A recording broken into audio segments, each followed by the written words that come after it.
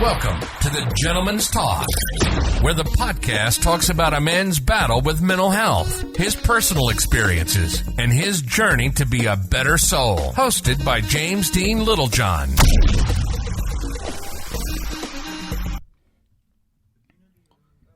Hi everyone, and welcome back to the Gentleman's Talk.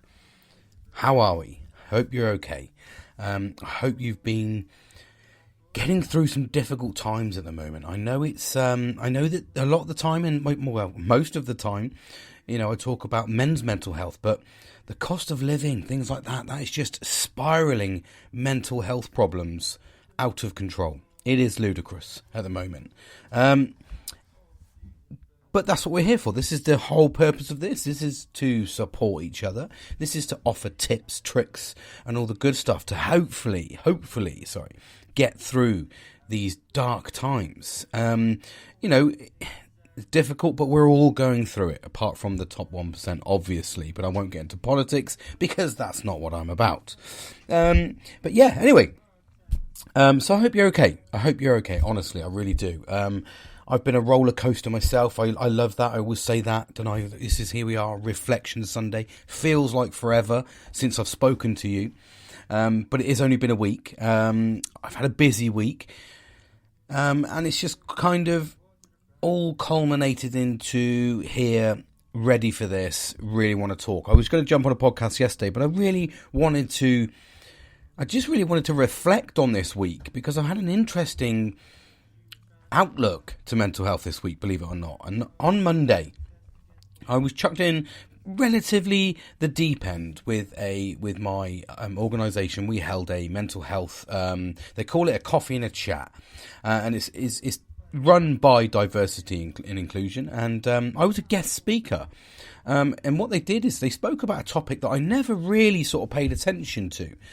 And I know we talk about mental health, and I know we say, we need to look after ourselves and well-being and all the good stuff, but we don't really, or I don't certainly anyway, I don't cross into different areas outside of my age group. I just kind of go, this is my experience. I started this journey, of negativity, sort of when I was in my 30s after my car crash. So would it have been my 30s? Yeah. Well, no, a little bit earlier. So my late 20s, I'd have started this journey. So I don't really know anything about mental health prior to that in terms of my own personal experience because, although I probably had suffered these things, obviously with the ADHD and things like that, I would have inherently been, all the problems that I've been, but just undiagnosed.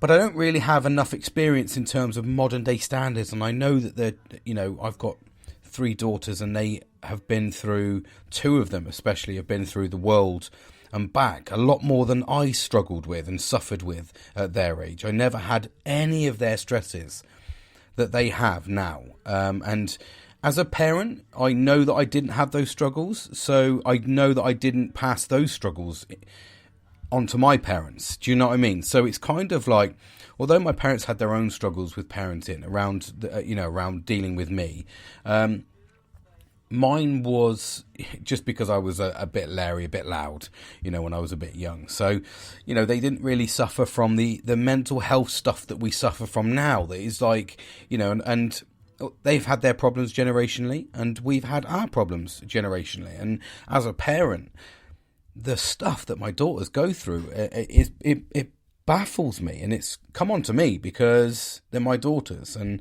inherently I feel the pressures they feel. But I don't talk about anything above that spectrum really because, I don't really know about mental health situations in the elderly. I never really dived into it. However, I got the opportunity for this coffee and chat. I was a guest speaker and I was talking for the 40s, or, so my age group was 30s, 40s. That was my age group that I was talking. And being a parent and mental health, in the workforce. That's what it was. That was my age bracket. So I got to talk for 10 minutes about mental health and the struggles that I've suffered with, and positives and negatives. And I've kind of, some of the negatives were, as I've just spoke about, kind of dealing with my daughter's mental health problems, as well as trying to deal with my own mental health problems, is just absolutely crazy. And then you've got your own family issues, and then you've got your own job issues. So, my experience is like, you have your own problems as an adult. We all get problems. When's the next paycheck coming in, and is it going to cover the bills, and do I have enough to eat, and taxes and all the other shit that we deal with, as well as when you get into your 40s, you start dealing with the risk of cancers heightened. You've got prostate examinations, you've got your general health, something I'm going to talk about today, and you've got all these problems, and then you've got everything really has an inherent problem. When you're a bloke, you as you go up, you deal with your own testosterone, you deal with your anger issues, you deal with your own mental health problems. And then onto that, you get into your late 30s and sort of, mid-30s, I'd say, depending on where you sit in your structure of work. But certainly for me, 30s, I started pushing quite heavily promotion. I really wanted it. I don't know why. I do know why now, actually, because of the ADHD. I constantly strive for something more. So I get that now, but I can't stop it. I can try and control it now. I'm learning how to. But for me, the whole process is through 30s, struggling, just constantly wanting to drive. So you had that, as well as being a dad, as well as being a husband, as well as being a brother, son, father. You name it. You were trying to deal with all of these. So I was talking about that, and how remote working has really helped me, because being a hybrid worker, I work from home, so I don't have the stresses of travel. Christ, if I'd have had that 10 plus years ago, would I have had those car crashes? Probably not. I would say it's significantly reduced my risk of having, let alone one car crash. It would have reduced the risk of one car crash, let alone three, in the short space of time that I had them. So I wouldn't be here now. This may never have existed if I'd have been a remote worker. Would have been happier. I would have been, more confident. I would have, there's a lot. The remote working aspect for me has absolutely changed my life. And I think because I'm a hybrid, I do go into the office a couple of times a week, and I think it's a good transitional period. You're not out and driving as much. So I was talking about that. I was talking about how the struggles of being a father, and then, you can hear the news. I mean, Christ, I'd love to be able to tell you the news, but, the news that I've had, and it cropped back up this weekend. For some reason, I was stood in my man cave, and the news just absolutely fucking twatted me in the face, and it was almost like I'd just been told the news again. It was almost like I'd suppressed it so much that it came back up this weekend, and I was like, fuck. Just stood there in disbelief, and it was sort of all came cascading back, and you don't expect that. You don't expect to be able to or have to deal with some of the news that you have to deal with when you have children. You don't expect that. You every day is a different day, and I can 100% see. I mean, I used to say to my dad all the time, "You don't need to fucking worry about me, mate. You stop worrying." And it's just not fucking true. When your kids get old, when they get older and they get to the age where they're out and about a bit more, you genuinely do struggle and stress. And what you have to do is you have to know what they're doing, where they're going. You have to plan for them in your head so you can make sure that it's done properly, because you're a dad, you're massively overprotective. You have to make sure that everything's fine, but at the same time you're dealing with a high pressure job that's, you're learning stuff all the fucking time. You're in health and safety, so every day is a different day as well. Then you deal with the stress factors of just being in life, and then all of a sudden you sit back and go, why have I got no sex drive? Why have I got no motivation? Why am I fucking tired all the time? And then it's the kick in the fucking face. That's the reality. You're like, fuck, that's why. That's what can I do about it? There's absolutely nothing I can do about it. But it's like yesterday, Saturday morning it was, and I'd had a good Friday night. I'd gone across to see family members at one of my cousin's weddings, and we went to the evening reception, and it was beautiful, just because it was a small little affair, but just because I was able to mingle and mix with family. Now, I did get stressed about that whole thing, but it was like I woke up Saturday morning and I just went, so I had the Friday night, and I'd had a full stressful week at work, sorry. And I just got to Friday and I was like, went out, I had massive stress about driving in the rain. So my wife, she had to drive. So she drove for us, which was fine. It meant I get to drink cheekily. But when I got there, I noticed I was really hyperactive. I was really like, I think it was just because I was seeing people. I didn't know whether to get excited and have a few drinks or not. There was so much going through my head. And I was like, and it wasn't really planned. It was kind of like, shit, we're going to this Friday, fuck. It was kind of one of those sort of things. And I don't know, I was really hyperactive. My mum kept saying to me, son, fucking chill out. And I was like, all right, mate, keep powder fucking dry. I was like, I was kind of just on point at the same time as being actually quite obnoxious. But I was just really hyperactive. I was just really hyper-focused on the event. I don't know why. It stressed me out a little bit. But then Saturday morning, I woke up after getting back at midnight.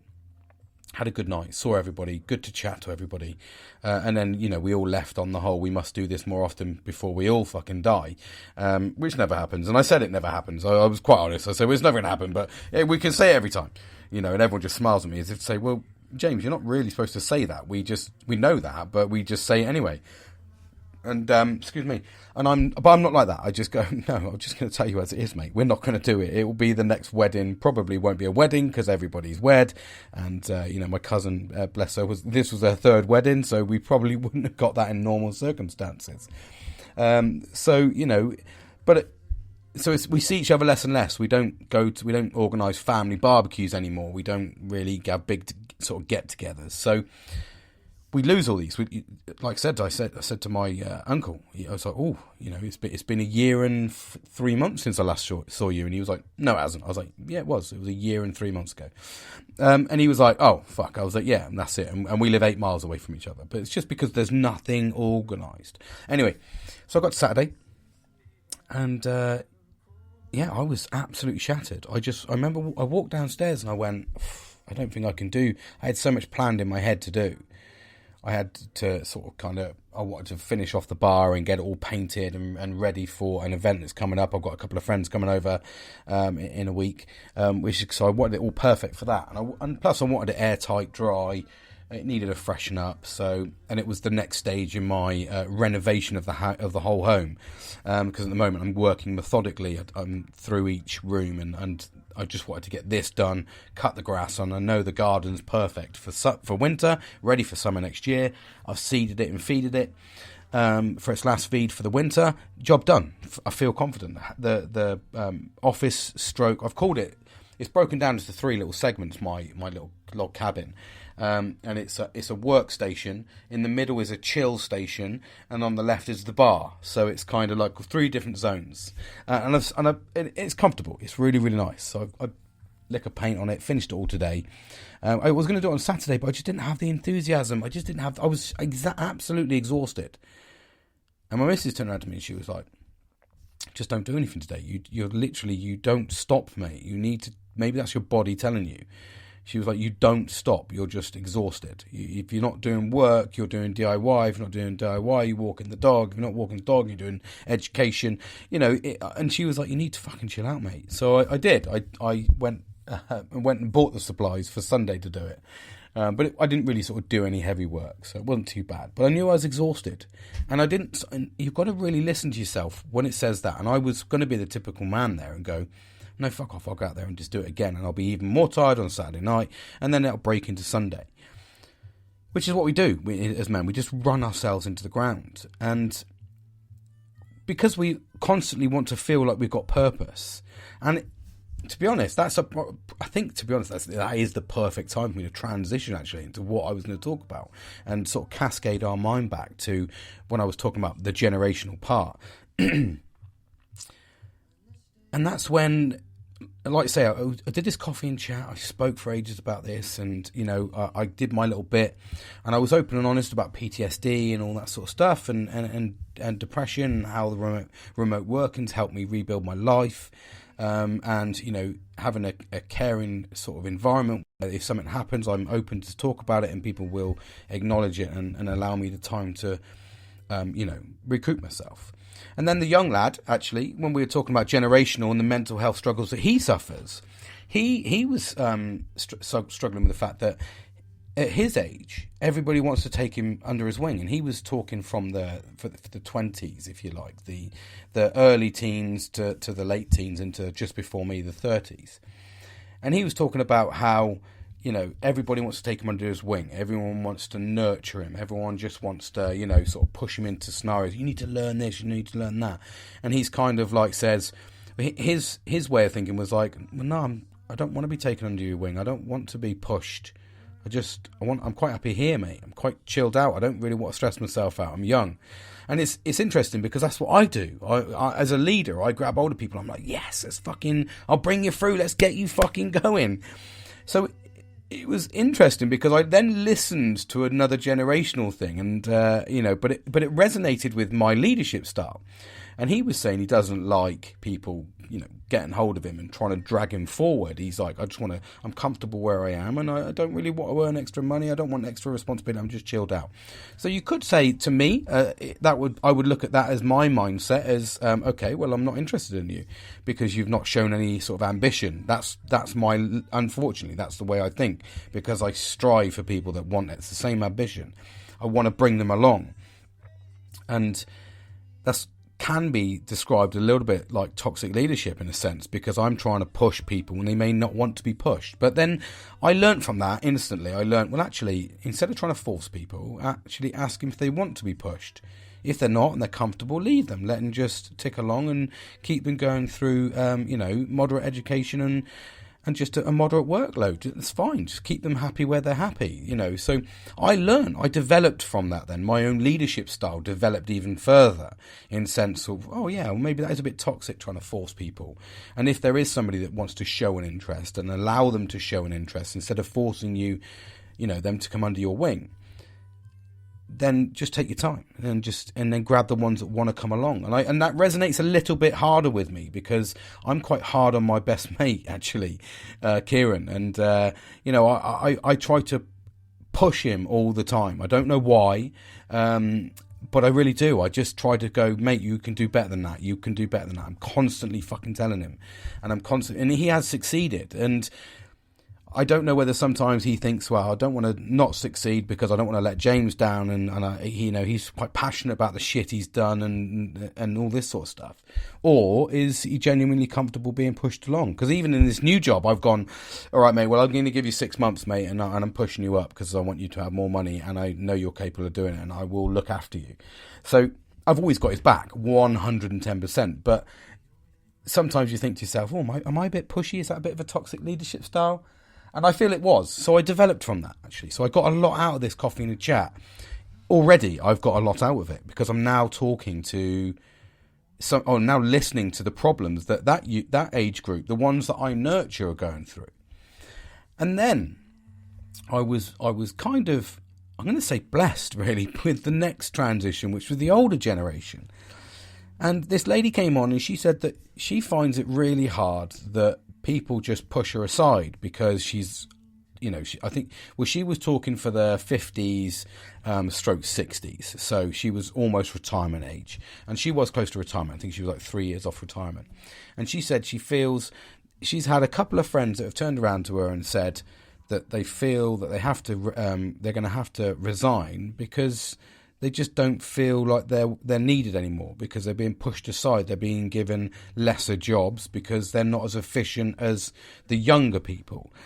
So it's quite a degrading thing to feel, especially when you've probably put years and years and years into your own art. And then just because you've come to an age where mindset is still strong, you're still willing to learn, but at a slightly different pace, obviously.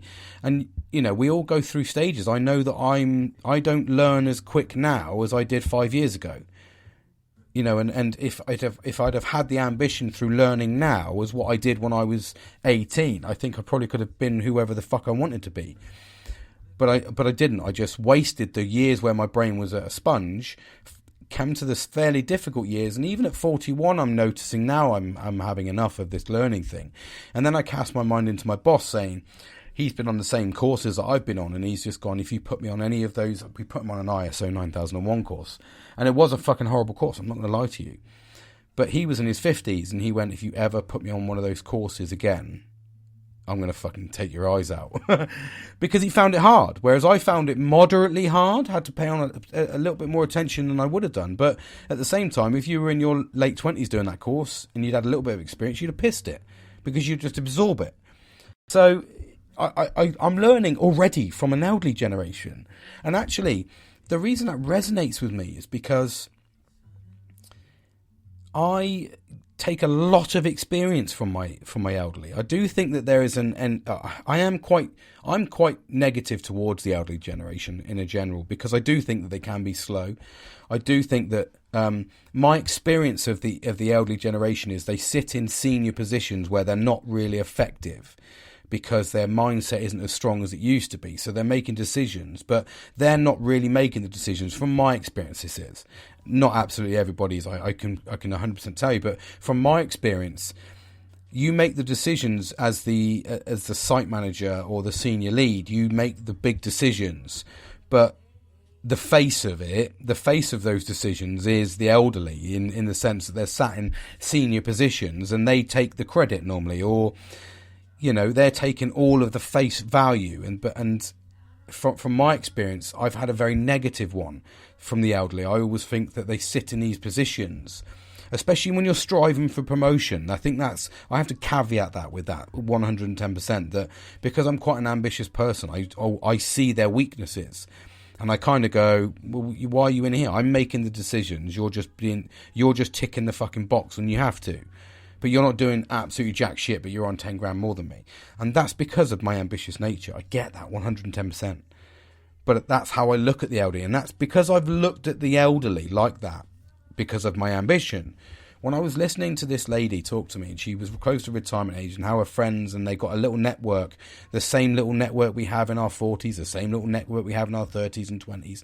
They had their little 60s network where, they talk and they say, I just don't feel like, no one's giving me the push. No one's giving me the drive. No one's giving me the thought. They don't even think I can do these extra courses or learn this technology, because they just don't want me to do it, because they think that I'll be slow and I won't uptake as quick. Now, yeah, you won't uptake as quick, but give them a chance, because they might actually look at it from an experience dynamic and show you something you don't know. Especially like, have you ever, played a game, and I used to do this all the time, and you play on a computer game, and you give the computer game to your kids, and all of a sudden they do something, and you're like, what the fuck did you just do there, mate? And you're like, oh, well, if you do this, up, down, left, right, up, down, wiggity, it'll fucking backflip and do 120 mile an hour forward. I don't know.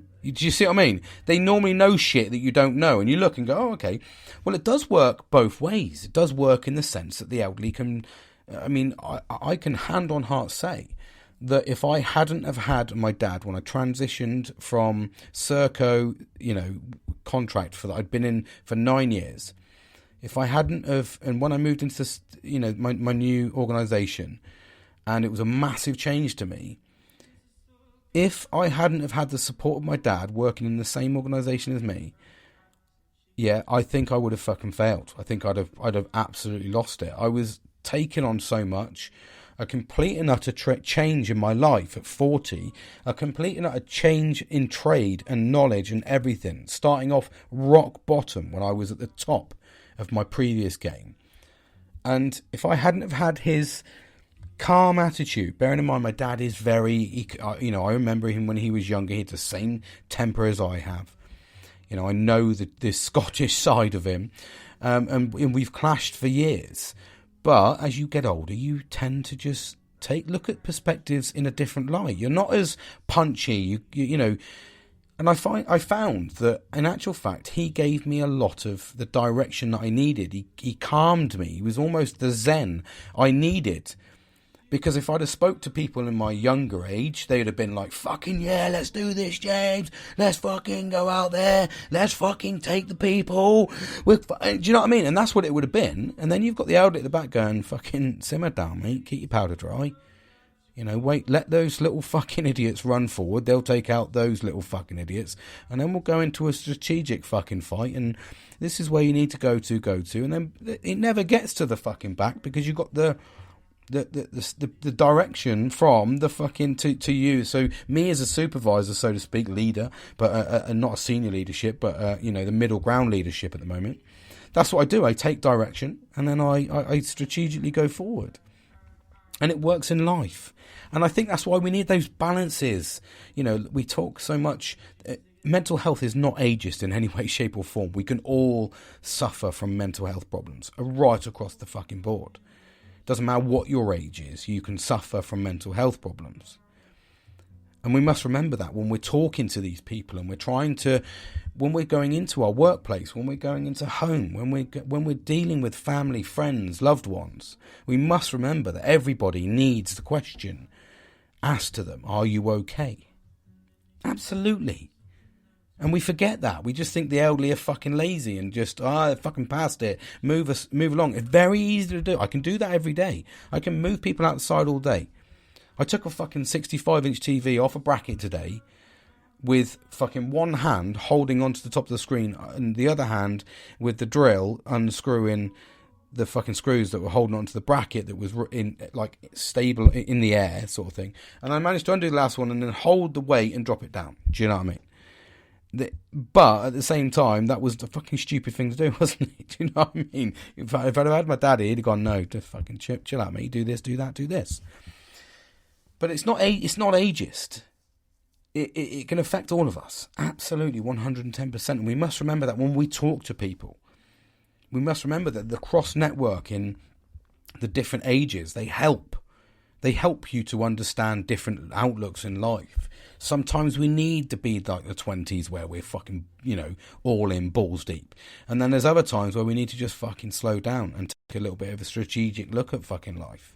And we need to implement that into ourselves. Absolutely. And the reason this specific topic, in fact, hold on just 2 seconds. I want to take a sip. I've got my gin. And before I talk about it, this is a very important gin. So I must have a sip. Hold on, bear with me.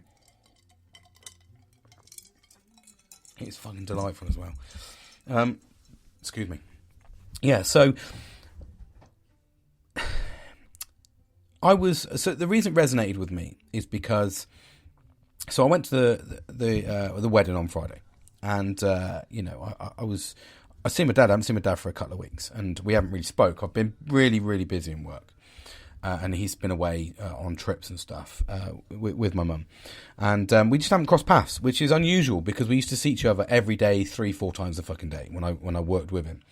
And work does get a bit busy, and I missed him. But I kept missing his calls. And he went to speak to me on Friday, and he was like, I wasn't there because I was out all day.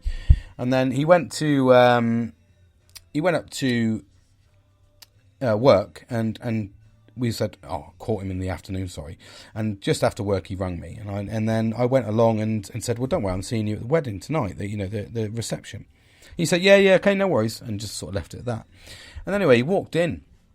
And, I said hello, and he looked like fucking death. He looked on death's door. He'd had his 4th or 5th, I think it's his 5th COVID jab now, because he's in the vulnerable category.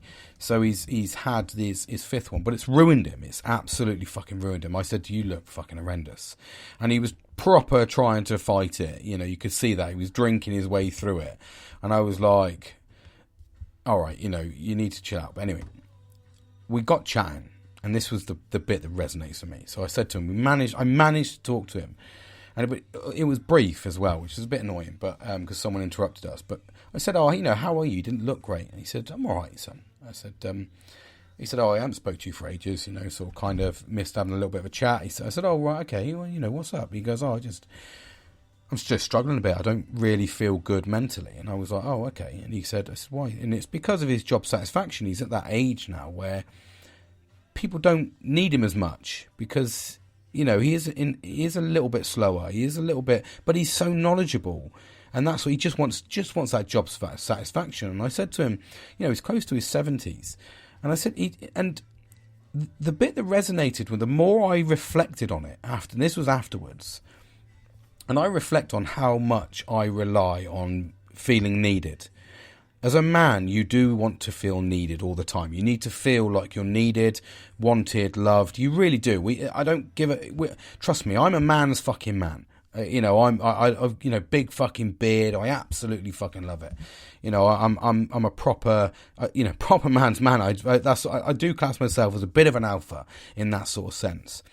But at the same time, we do all want to feel needed. When you get to an age, more so I think as I've got older, you do want to feel needed. You want to feel like you're making a difference. And I never really looked at it from the 70s perspective or the elderly perspective until I'd had this coffee and chat. And it just happened to coincide with a chat I'd had with my dad. And then, so reflection on Saturday was really weird for me because I was reflecting whilst walking the big fella and my dog. And, I didn't really sort of kind of pay attention to it. I never really looked at it from his perspective because I just suppose I kept saying to him, you just need to fucking chill out, Dad. Go play golf. Just chill. And he doesn't want to because he says, when I stop, I fall asleep. So I don't want to stop. I want to keep going. I just want to keep doing things. And it's crazy how, in actual fact, he's struggling from the other side of his mental health, where I sometimes at my age, you're in your 40s, you inherently struggle in your 30s and 40s with too much pressure because you're constantly trying to prove yourself. In actual fact, you'll get to an age where, like my dad, he's struggling through mental health because he's not feeling the pressure that he once drove him through his 30s, 40s and 50s, and even into his 60s he was still driving, and he's still driving fucking hard now. But he wants to keep going. He wants to keep him. He wants that reason to get up in the morning and stay fit and stay motivated. And he doesn't want to stop because he's probably worried, or from what I got from him, probably worried about things happening to him, illnesses happening. He doesn't want that to happen. So I get the pressure that he's under.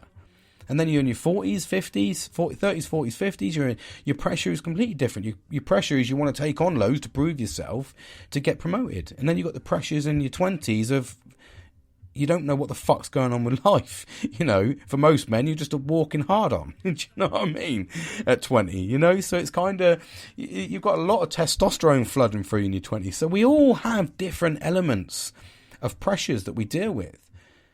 But I'd never once look at transitioning across to talk about mental health in such a way with that age group. I'd never once thought about it. I have a couple of times because the previous things have cropped up with that age group through colleagues of mine. But I don't really sit and think about it. I don't know why. And I suppose it's also an element of me was like, my dad will never get fucking mental health problems. You kind of, my dad's invincible. He's the fucking Hulk, and you kind of go, well, actually, he's just a fucking normal human being. He's susceptible to everything, and he's susceptible to these mental health things. And then it was like, oh, okay, I need to actually go out for a walk with him. So that made me want to push to making a bit more time to go and see him and to go out and about. So that was good. I felt good with that in the sense that that's what I took out of it. I took out of it that I need to get a bit more involved. And that's all happened this week, just from looking at mental health from a different perspective, looking at it from the ages and understanding what your age group or the age group that you're looking at suffers from. It's really important to understand that, whether you're an elderly person and you're sitting there going, oh, you little ruffians, and you kick out, you're coming out and kicking off fucking absolutely incredible. If you looked at life through their perspective, you could probably come to a common ground. You can probably approach them in such a way like, I understand what's going on, but you need to fucking chill out, mate. It will help you with parenting. It will help you with your work relationships, your friendships, your, parenting or whatever. If you look at their age group, and I do, and I've been forced into that scenario in the sense that I've had to really, really try and understand what goes on in the youth of today. And I talk about the age group between fucking 10 and 17 at the moment. That age group there is just a fucking crazy age group for me. I don't understand it. I'm trying to understand it. I have to try and understand it. But it's a lot when you're trying to just go through your own things in life and you're battling your own demons with your own mental health problems. You're trying to raise a family. You're trying to look after 3 dogs. You're trying to fucking, trying to just generally enjoy life. And then at the same time, you're thinking, I've got to learn about a generation that you don't understand to try and understand the problems that your daughters are going through or your sons, whoever it may be. And you can be naive. You can sit there and go, do you know what? I'm going to block it out. I'm not interested. Not going to fucking learn it. But you just, I've thought about that. I've tried it. But inherently, it never works. It makes life harder for you. Because if you don't understand it, you don't know how to approach them. And you can't approach them with the way that my parents approached me and the way that I was raised. I can't use that same process on my children because it doesn't work. It's like I was grounded a lot when I was a child because I was a bit of a pain in the ass, and probably explains the ADHD. But I was grounded a lot. I had, a lot of outbursts. So now when I try and ground my daughters and say you're grounded for a fucking day, it lasts about 30 minutes, if that, sometimes fucking 15 minutes, before I go in and say, you've really pissed me off, you really disappointed me. Just don't be a dick, and I'm not going to ground you. I can't do it because I know that how much that affected me being grounded, and that was like, and they were long-term groundings as well. So I knew how that affected me as a child, and I don't want that effect. I don't want to. You have to pick and choose how you're raised and what areas you want to use on your generation. And unfortunately for me, a lot of it, and I would say a good fucking 90% of it, the way I was raised is useless. I've felt more things than I think, you can shake a shitty stick at. There is some things we've sort of talked about and stuff, but I think parenting styles is a very difficult situation. But you have to learn. And all that's really sort of shown me in this is you have to learn about each age group and try and understand them. Maybe look at what their frustrations are before you judge their character. Anyway, before I drone on about that, I thought it was a really good subject, actually, because age, mental health isn't ageist. It's as simple as that. It doesn't choose the age group it wants to pick on. We all know that through the statistics that, such a large group, 35 to 45, is the highest suicide rate for men because that's the biggest time we struggle. But at the same time, there is still parameters outside of that struggle, but in their own different ways. You're younger, you might lash out more. You might eat more. You might, I don't know, you might be bulimic, whatever. You might have anorexia. There could be so much of your own mental health problems. And then you get to the other end of the spectrum, the elderly spectrum, when their mental health things they're slowing down. They don't want to slow down because they've had that drive at 30 to 50 of like really shit hot times, being relied upon, being, the centre of the attention, the head of the groups, the head of the meetings or wherever they may be. They've had good drive, and then all of a sudden they're slowing down. But if it's a man, that's fucking crippling.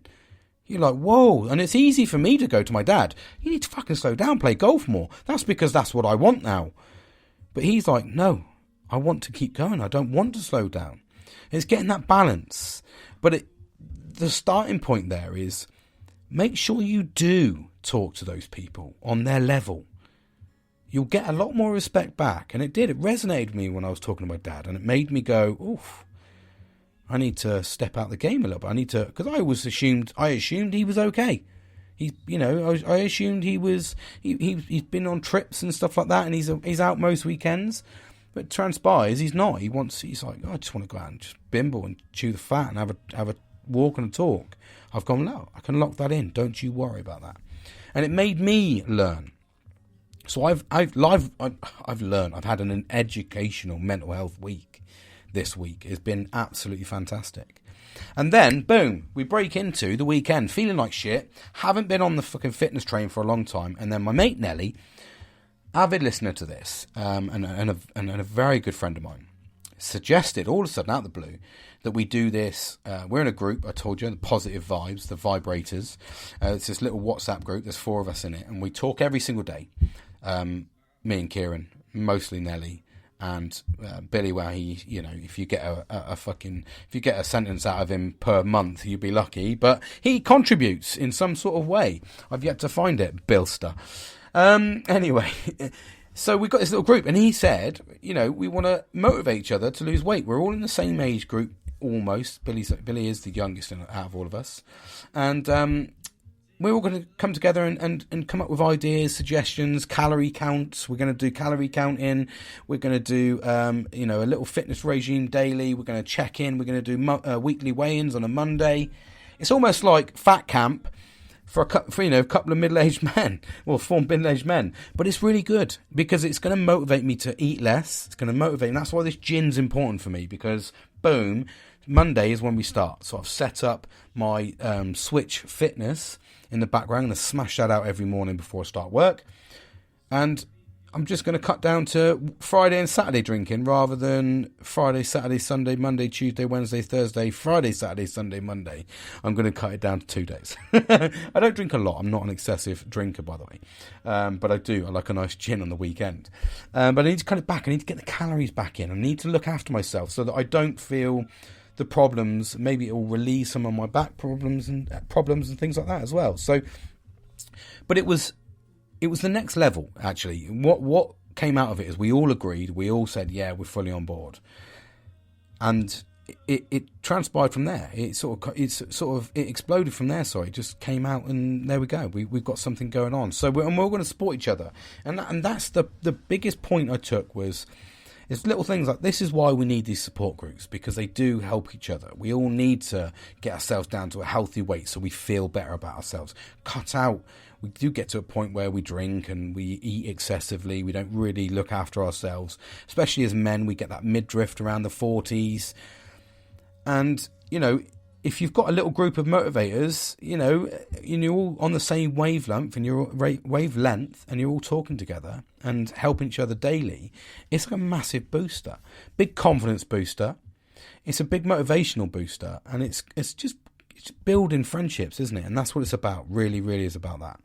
So I've got that coming up, which is absolutely brilliant. Like I said, I've had a good reflection weekend, which has drawn me into talking about this age and making sure that we go out there and we talk to different age groups. And it was even right down to the fact that even we went out on the Friday and it sort of moved in. Me and my brother stood there, and we were told we looked like the Ronnies, like the Ronnie Craze. We don't look like them specifically, but just the fact that we're almost identical, me and my brother. Just apart from the fact that we're 2 years, there's 2 years between us, but we look identical. Big fucking beards.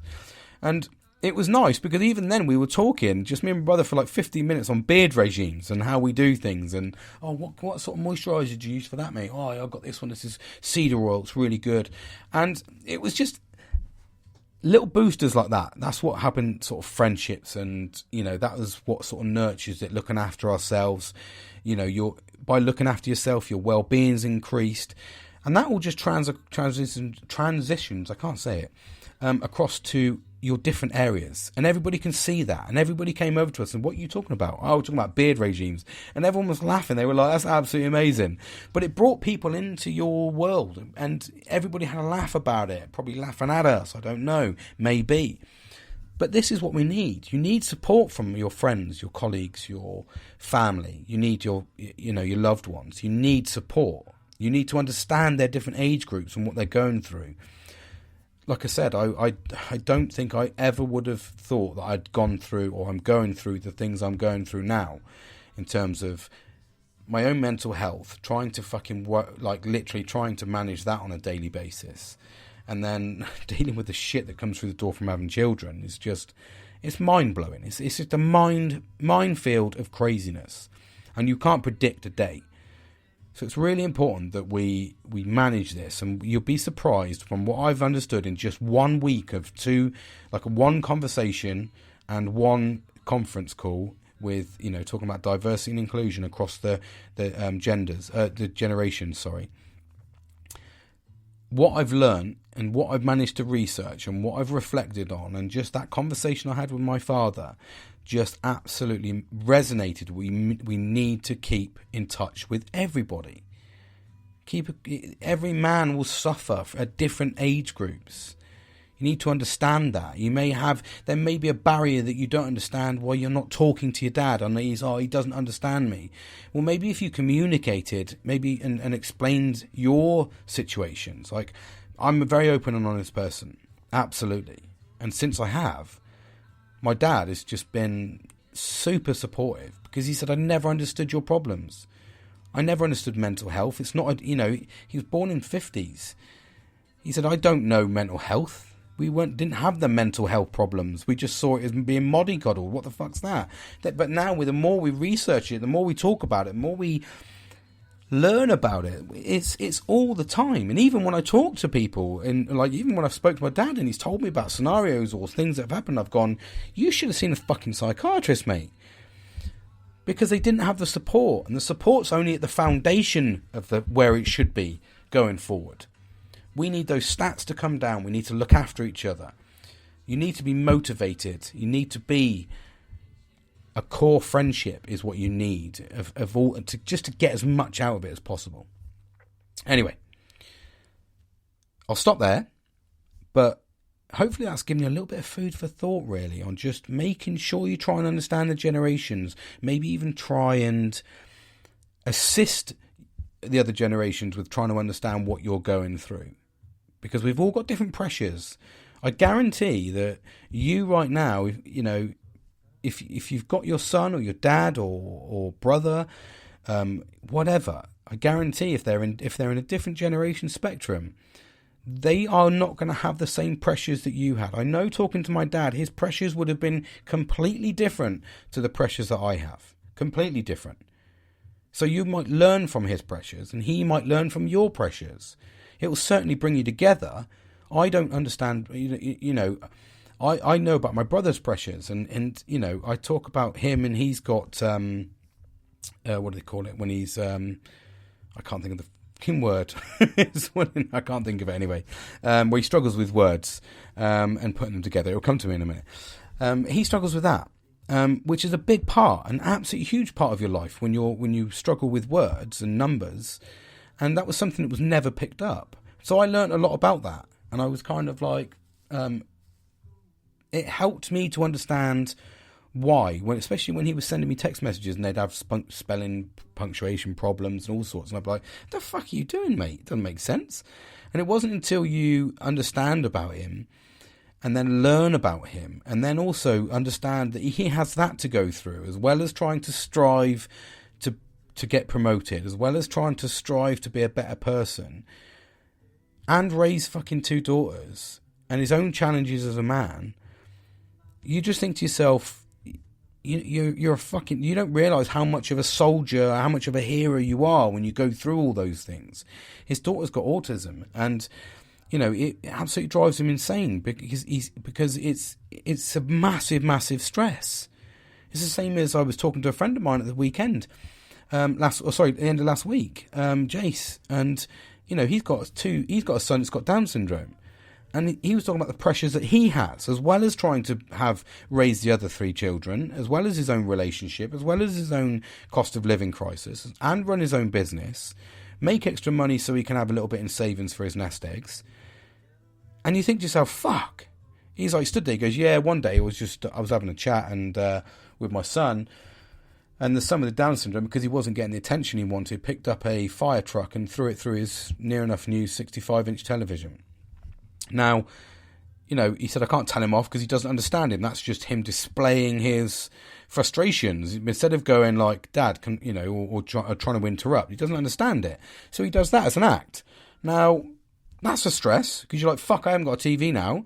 I can either go for the insurance, or I'm going to have to buy another £400 TV, or we don't have a TV. These are little tiny things you don't think about unless you learn about the other spectrums and the pressures that they may be going through. Maybe you can support a friend who has those pressures. Maybe you've got an experience that you can share. This is why we need to group together. This is why we need to be open and honest and talk out loud, is to share our problems. A problem shared is a problem halved. I say it all the time. And that's the most important thing with mental health, is sharing, understanding other people's challenges, not just your own. But at the same time, when you share your own, you open up to people. People will respect you more, and they will try and help you. I'll leave it there, but thank you very much for listening, and I look forward to the next topic. And hopefully I'll get a live with the Billster this week, because they're absolutely hilarious. And I'll try and get the Cherry Popper on. We're going to do a bit of testing this week. But have a good one, take care, and look after yourself.